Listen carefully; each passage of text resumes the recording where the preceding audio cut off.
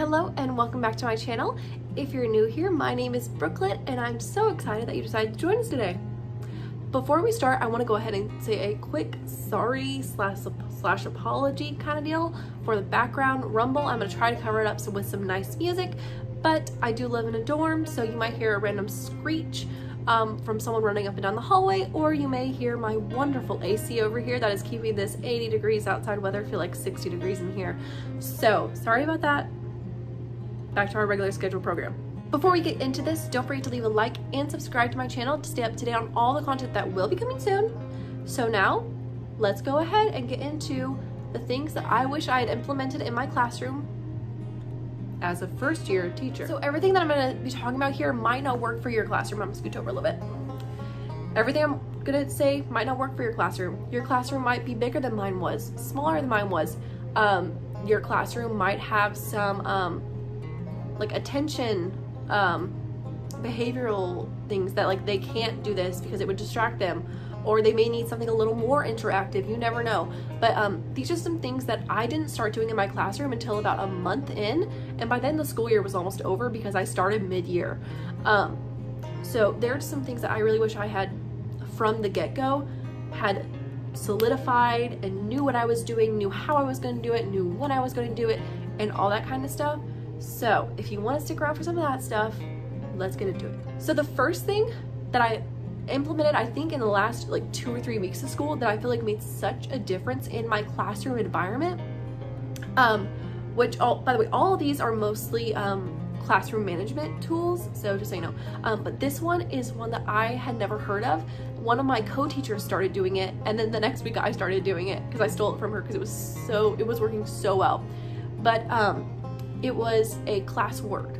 I think some people call it blurt, like B-L-U-R-T. But you pick a word, and the word that my co-teacher always used was blurt. I changed it up every day based on what's happening. So the day that we had field day, it was summer. The day that we had a field trip, it was fun day, like just random things.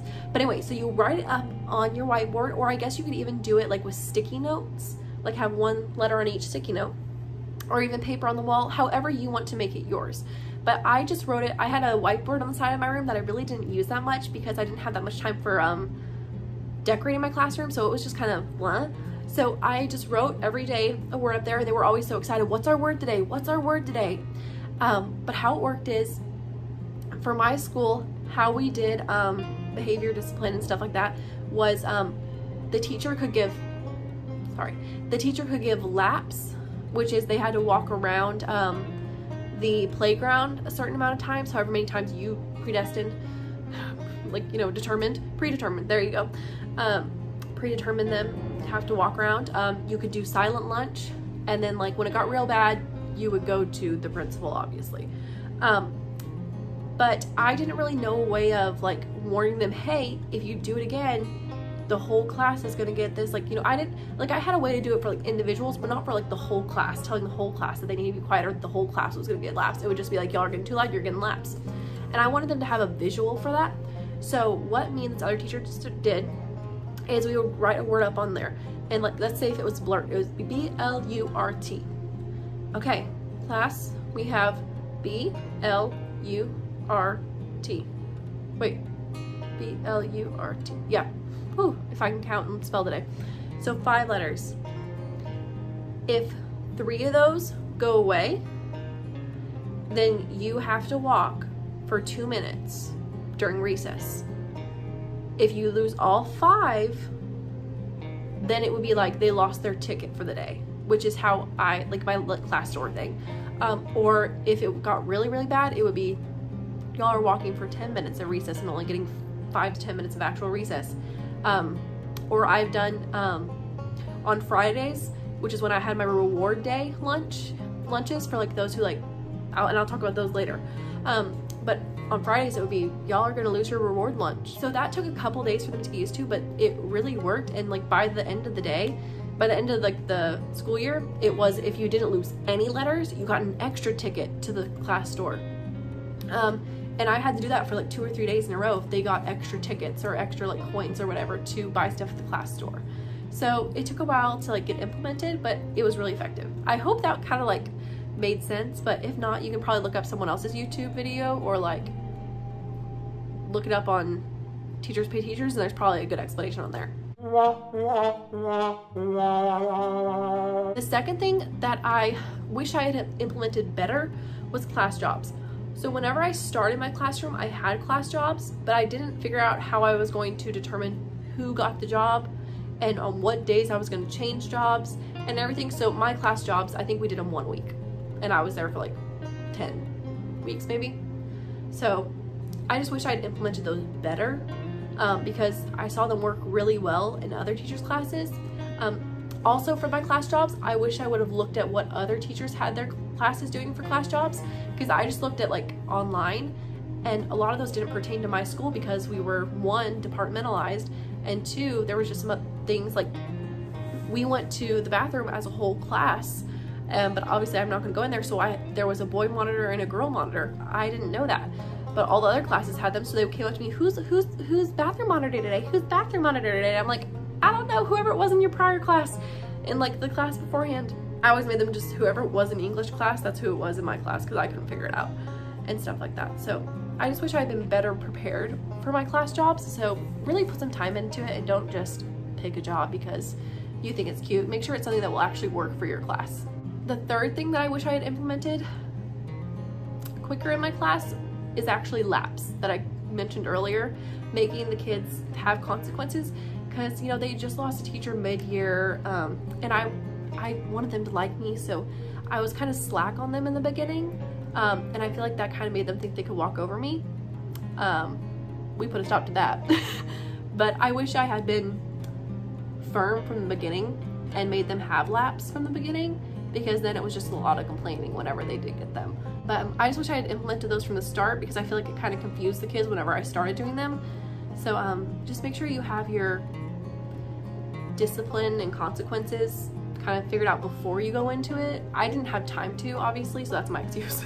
But just make sure you think about that, or like ask your school what they do for that so that you can start implementing it as soon as possible, because if you don't, it's going to kind of cause some drama later on. Next, this one is specific to my school and my state and my curriculum, so if you didn't have this, there's probably something in your curriculum that you could do. So the online software that we used for math was called iReady, and in that, essentially, it's like they had lessons and they got points, and like for completing lessons. And I realized that a bunch of my kids were not passing their lessons or not doing lessons, even though they would have like an hour of lesson time. They just sat there with the window open and was doing nothing. So I started rewarding my kids with a reward lunch on Fridays. If they got 3 lessons completed,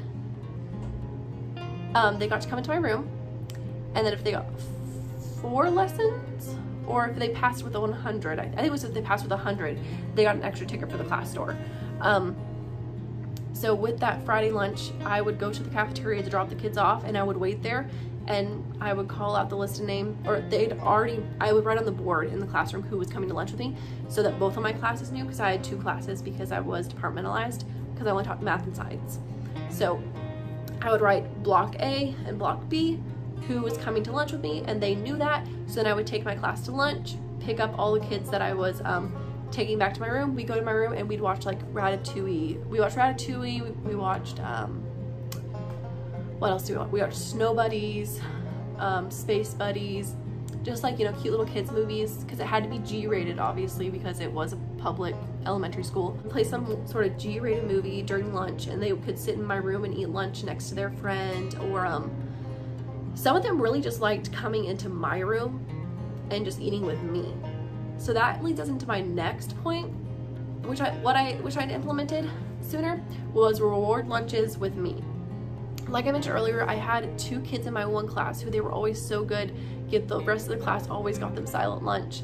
So what I ended up doing was, okay guys, today I'm gonna pick one person who is not acting out, and they can come to my room today for lunch. I did this like once or twice a week, just whenever I was feeling not totally drained, like I didn't need that me time during lunchtime. So I would pick one person to come with me, and then they got to pick a friend to come with them. and then we would I would just turn off lights, like, you know, the front lights, turn a movie onto the projector, and I'd eat my lunch at my desk, and the two friends would sit, like, they usually like to sit in the desks right beside me so they could talk to me while they watched the movie, or sometimes they would sit at the back and just talk and not even watch the movie. So but I found that everyone kind of like checked their behavior. They're like, hey, I want the reward lunch today, so don't talk to me. Like, I literally had some kids being like, don't talk to me, I don't want to get in trouble, I want to do the reward, don't talk to me, don't talk to me. So it took a while, but once I finally worked, it was pretty good. This next thing is specific to math and to like 2nd, 3rd, 4th grade, whatever grade your state has you teach this in. But one of the stipulations for 3rd grade is they have to know their multiplication tables. Well, I came in almost at the end of the school year, and I think I had one kid that knew their multiplication tables. I was like, okay, we need to fix this. And they had mentioned that the teacher prior had promised them a ice cream sundae day if they had like memorized them, but none of them had memorized them. And I was like, you know what? I want y'all to have this opportunity, but I want to make sure like we actually like do it. So I printed out these little cards. They were probably about like that big, and it said a multiplication table to the tops, and then it had 1, 2, 3, 4, 5, 6, 7, 8, 9, 10, 11, 12, and then it had a line by it. And so once they said they had to come up to me and recite their ones. 1 times 1 is 1, 1 times 2 is 2, 1 times 3 is 3, 1 times, you know, and then I would initial beside it in my initials, in my handwriting, so I knew it was me. I would initial beside it, and if they got 6 of those done, they got to come to a special movie party in my room during lunch at the very end of the year. If they memorized all 12, they got an ice cream sundae whenever they came to that party. I had 7 kids out of my 30 kids that memorized all 12 of their multiplication tables and were able to have an ice cream sundae, which was amazing. And I had over half of my class was able to come in for the special movie day. And it just opened up so many doors, because then they were able to do their worksheets. A lot of, as you know, a lot of math is built upon multiplication, and if they don't know multiplication, then they can't do anything else. So it just really made me feel good. It made me feel like they were finally, you know, clicking and learning things. So maybe you don't need to do that because you teach middle school and they should already know their multiplication tables, or maybe you teach kindergarten and they don't need to know that yet.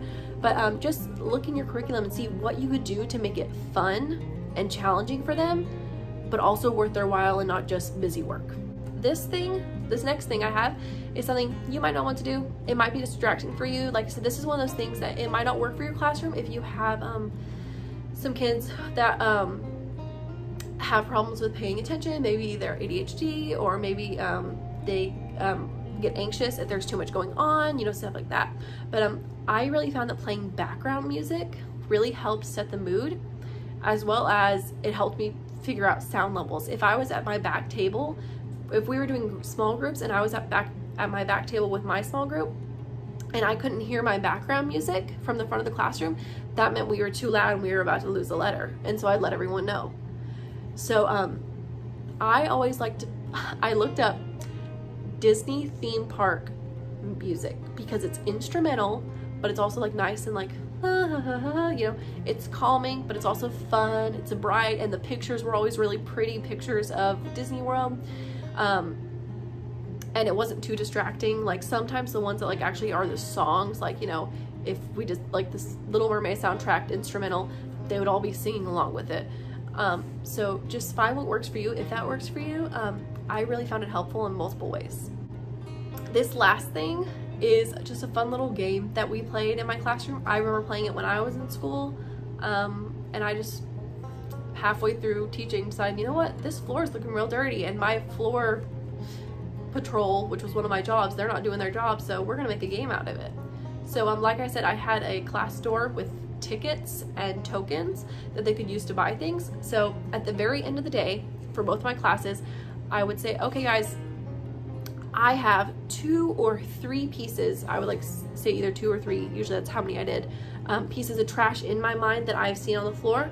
If you bring me, everyone pick up pieces of trash, and if you bring me one of those 3 pieces, then you get a token. And so then 3 people usually got to get a token or a ticket. And they really liked that. Like my floor would be spotless. I would have kids picking up my rugs.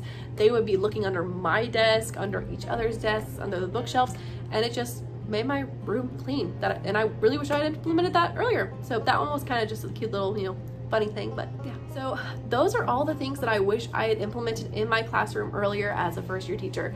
These are all things that I know for sure I will definitely implement in my next classroom whenever I start teaching again next year. As long as my school, like, you know, allows it. Like, I don't know, maybe my school won't allow music. Maybe my school won't allow movies during lunch, or for kids to come back to like the classroom for lunch. I don't know. But there's things that I really hope to implement because they really made my life a lot easier. So if you like this video, don't forget to leave a like and subscribe to my channel to stay up to date on all the content that will be coming soon. All right, see y'all later.